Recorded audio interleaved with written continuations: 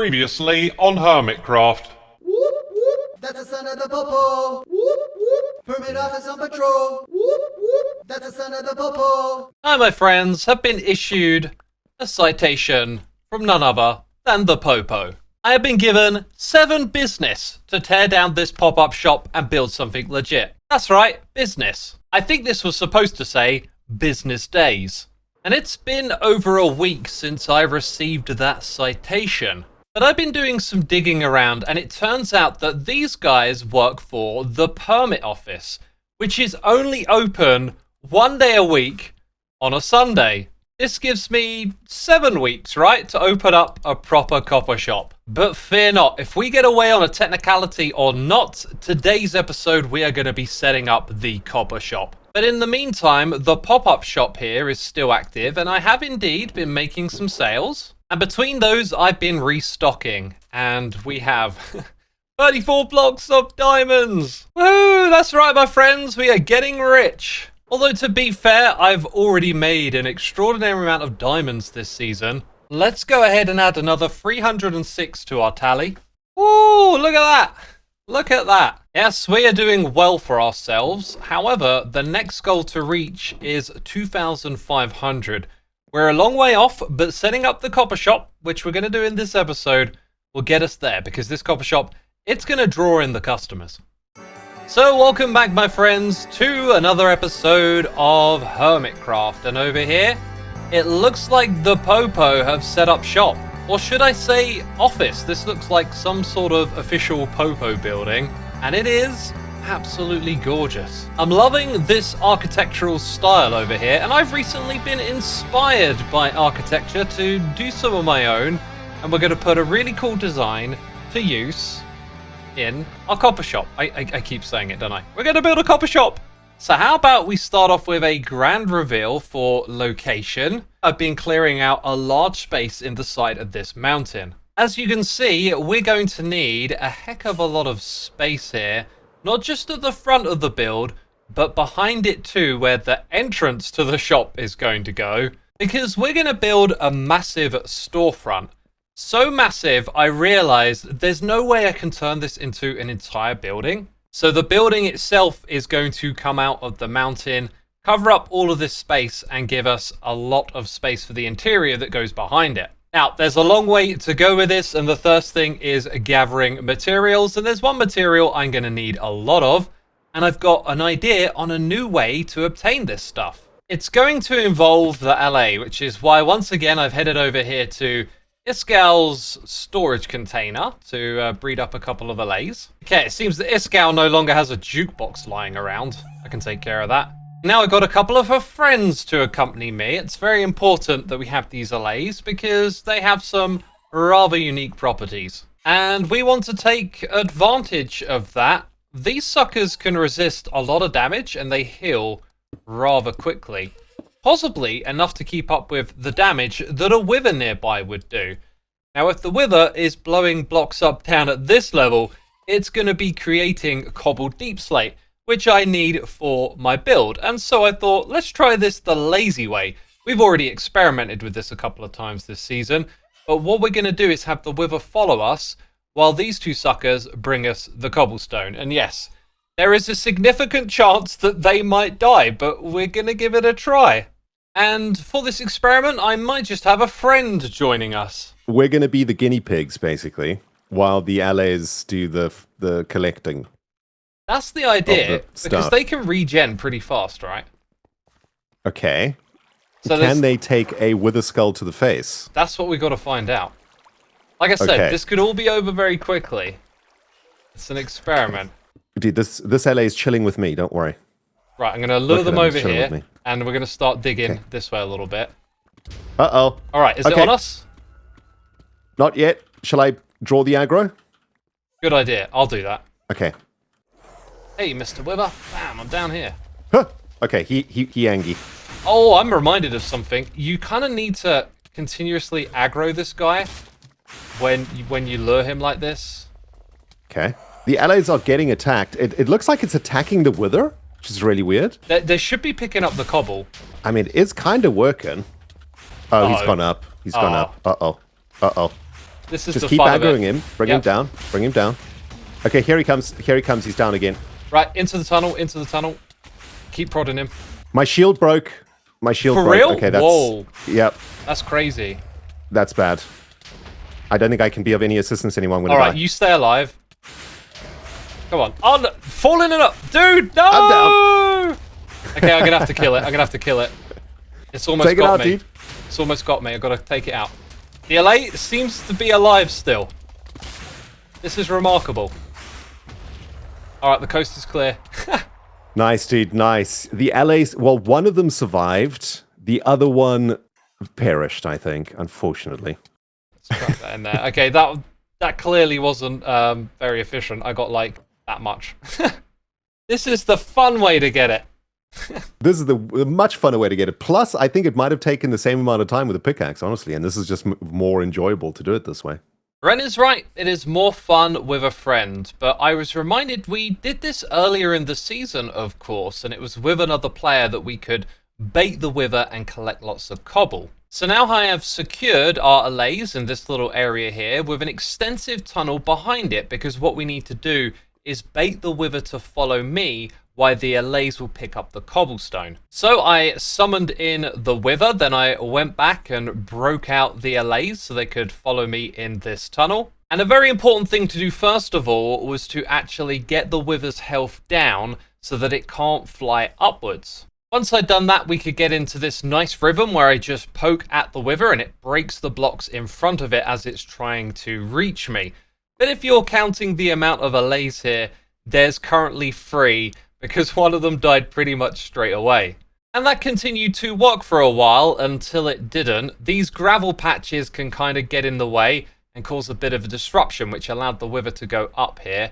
But I did manage to get it back down again and continue this pattern. But what you'll notice now is that there's no allays left. So sadly, it seems like they're not strong enough to survive the wither. They also have a bit of a problem throwing cobble at the player because I'm continuously standing here with the wither directly in front of me. Anyway, we got some good loot in the process because after 4 minutes, we got quite a few stacks of cobbled deep slate. And it obviously took a lot longer to prep all of this, but it's the fun of trying and experimenting that I enjoy. So let us not forget we are of course here to gather up some resources. We've got the deep slate covered, but the other dark material that I need is blackstone. And thanks to this glorious farm, I did an overnight AFK session to provide us with just that. So these 2 materials, then we've got the 2 different stages of copper and a few extra bits and bobs, and we pretty much got all we need to go ahead and build this thing. Oh my god! You've got to be kidding! You've got to be kidding me! This whole time! Oh! I've been bamboozled!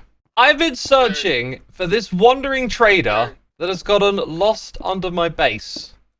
Or so I assumed. Eventually I started to notice these little particle effects. You can see them when I'm moving around. Right, those are for a skulk sensor, so I started digging towards it. Who did this? Whoever it was, well played. Well played. I have actually spent a fair amount of time this season running around this area because I've been in it so much, and then a wandering trader spawns.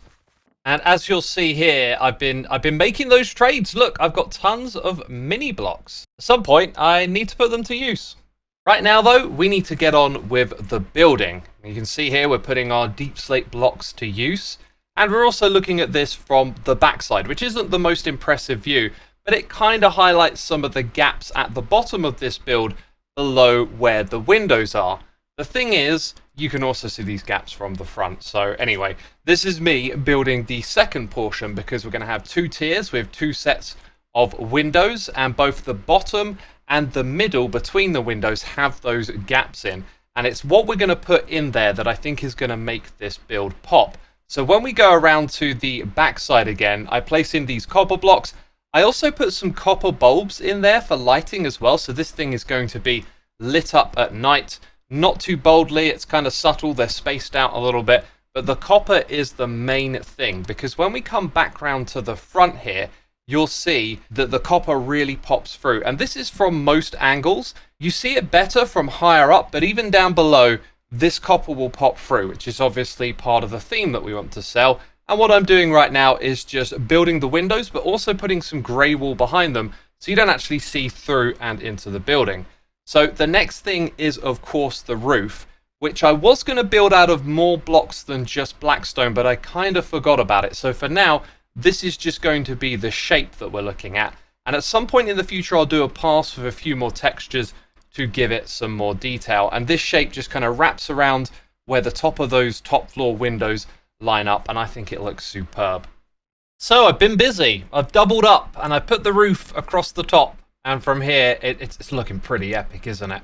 But we need to get like some vantage points, like flying around, getting a feel for the shape of this thing. It looks great from all angles in my opinion. And that's because I put depth into the walls at the front here. There is a combination of walls and blocks that just give it a little more than a flat surface would. And as I mentioned earlier, wherever you go, that copper, it pops. It looks so good. However, we got a big blank space in the middle here. And there are, wrong chest, wrong box, 2 types of copper. It is the oxidized variety that we're going to put here in the middle. This is going to create a really big and bold contrast, but using the 2 different types of copper, it's just going to meld together naturally. Also, this area here, looking a little bit dangerous. Let's light this up. And a few blocks later, we have the bottom panel put together. This, however, this is missing something. This is a block that I really wish we could age. Lightning rods, right? Because then we could match the color.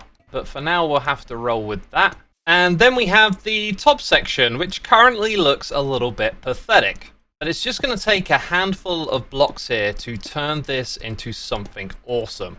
And here it is. We take the 3 cobblestone walls that we had below up to this level here. With this circle, it's going to look just so much more interesting.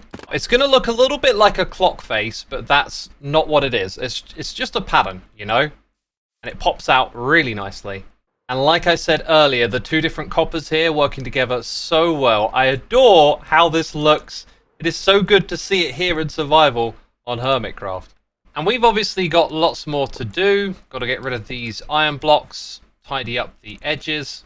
And I'm going to give us a temporary shop for now. You'll notice that that is completely closed off. These doors don't go anywhere. As you might have seen, I've got big plans for the inside.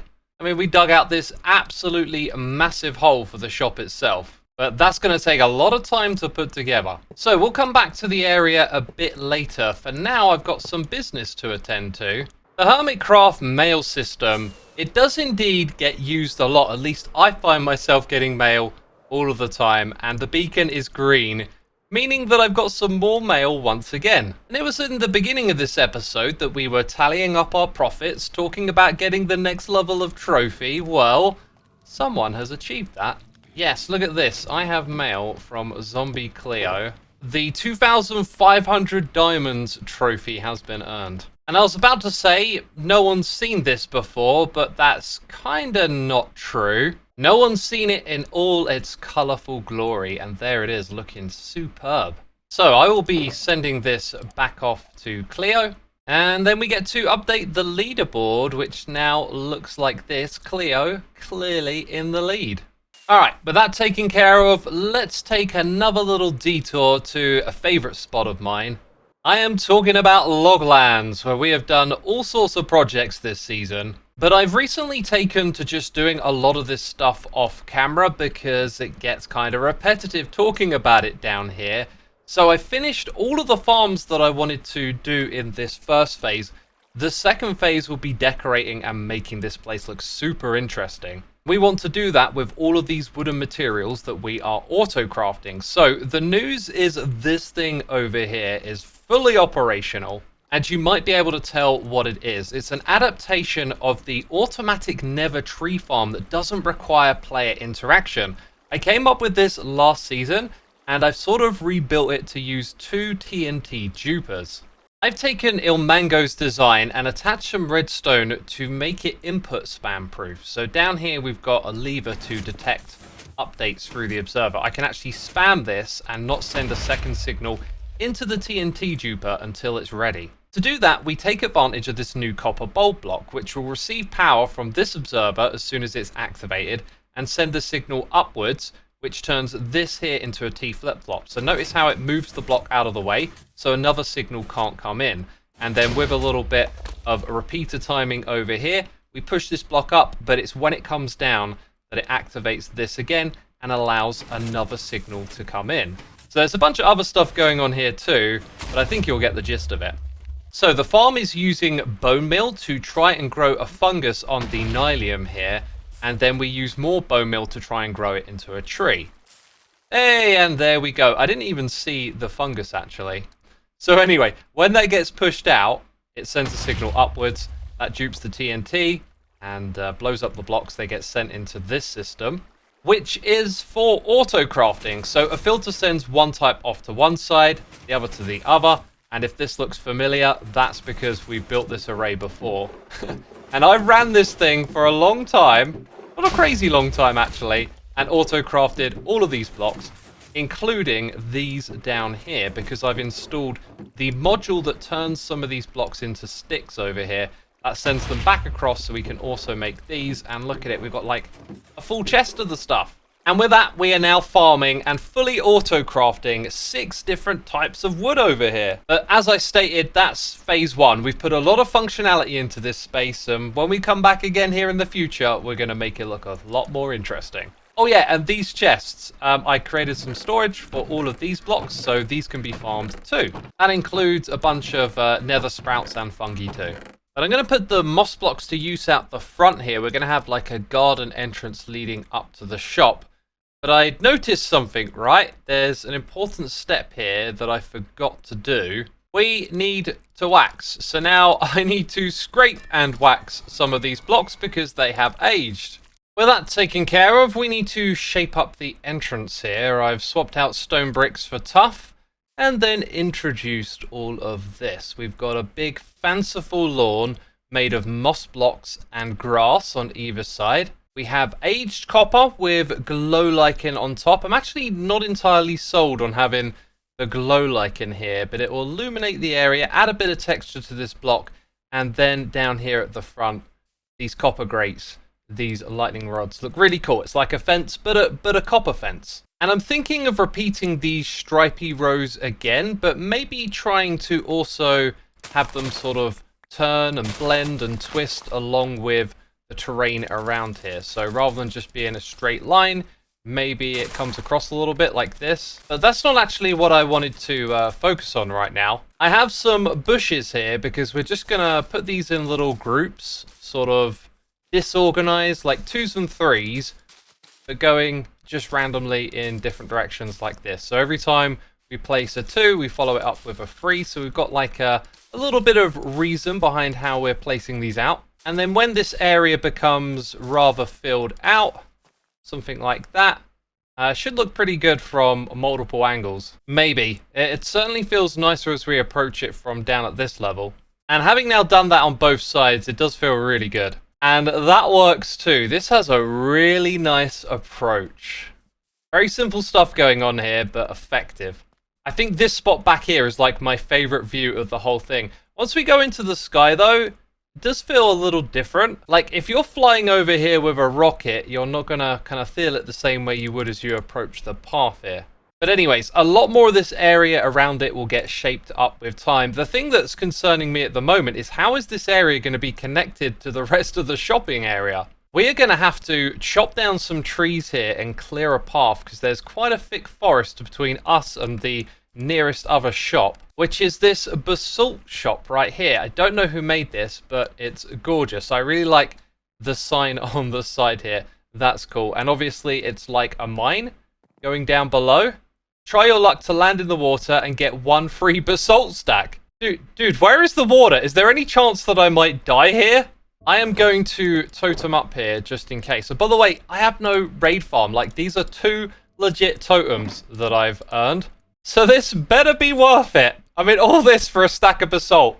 Of course, it's the challenge that we're here for, so let's give it a try.